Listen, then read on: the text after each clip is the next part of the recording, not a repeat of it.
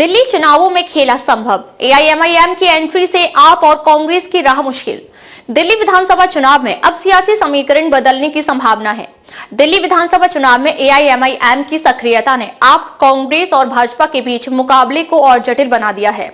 AIMIM का मुख्य focus मुस्लिम बहुल सीटों पर है, जिससे आप और कांग्रेस के लिए मुश्किलें खड़ी हो सकती हैं। यदि मुस्लिम वोट बढ़ते हैं तो भाजपा को फायदा मिलने की पूरी संभावना है। ऐसे में दिल्ली का चुनावी रण इस बार बेहद दिलचस्प होने जा रहा है, क्योंकि एआईएमआईएम की एंट्री से खेला होने के पूरे आसार हैं।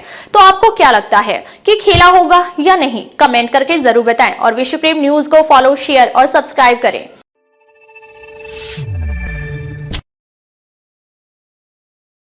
दिल्ली चुनावों में खेला संभव।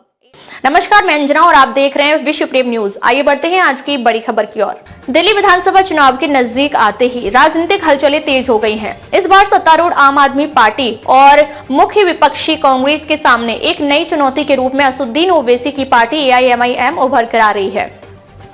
एआईएमआईएम की रणनीति न सिर्फ आपकी जीत की राह कठिन कर सकती है, बल्कि कांग्रेस के अदद खाता खोलने के सपने को भी धुंधला कर सकती है।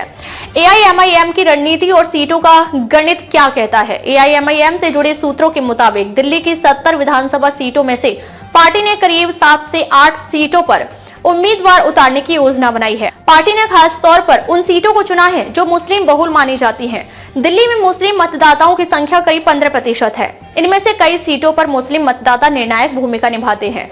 सीलमपुर, मुस्तफाबाद, ओखला, मटिया महल और बल्ली मारान जैसी सीटों पर मुस्लिम आबादी 40 से 80% के बीच है।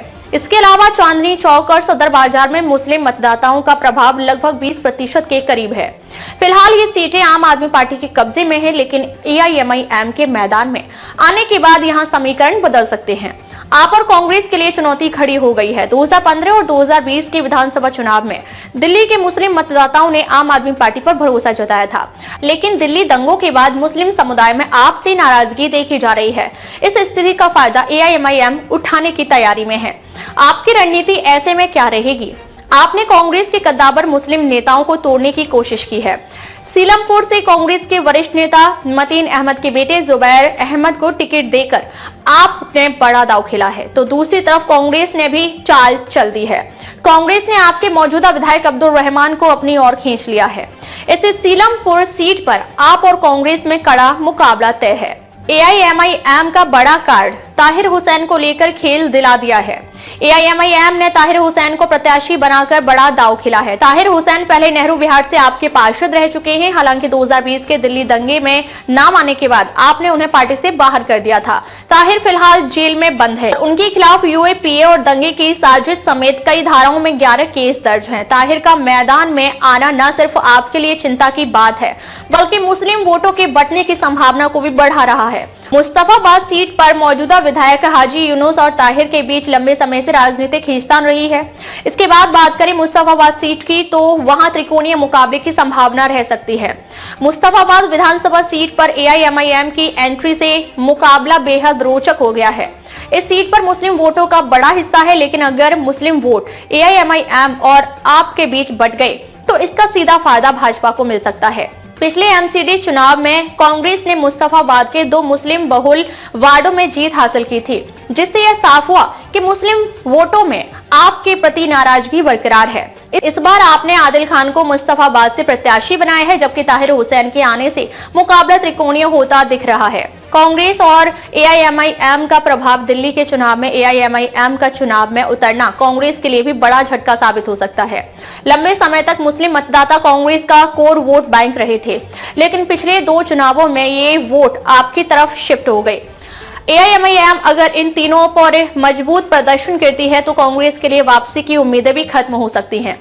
एआईएमआईएम के उम्मीदवारों के उतरने से दिल्ली की सियासत में खेला होना तय दिख रहा है। अगर मुस्लिम वोट बटे तो भाजपा को इसका सीधा लाभ हो सकता है। अब देखना यह है कि आप कांग्रेस और एआईएमआईएम में से कौन दिल्ली की मुस्लिम बहुल सीटों पर अपनी पकड़ मजबूत करता है और भाजपा को इसका कितना फायदा मिलता है। क्या दिल्ली का मुस्लिम वोट बैंक बटेगा? कौन मारेगा बाजी? आने वाला वक्त ही बताएगा।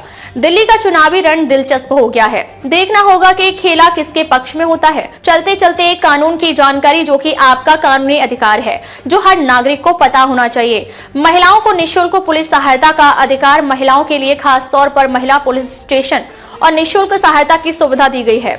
महिलाएं किसी भी पुलिस थाने में अपनी शिकायत दर्ज करवा सकती हैं। इसके अलावा रात के समय किसी महिला को बिना महिला पुलिस अधिकारी के गिरफ्तार नहीं किया जा सकता। अब तक के लिए बस इतना ही। फिर मिलते हैं एक ऐसी ही बड़ी खबर के साथ। तब तक के लिए नमस्कार और देखते रहिए विश्व प्रेम न्यूज।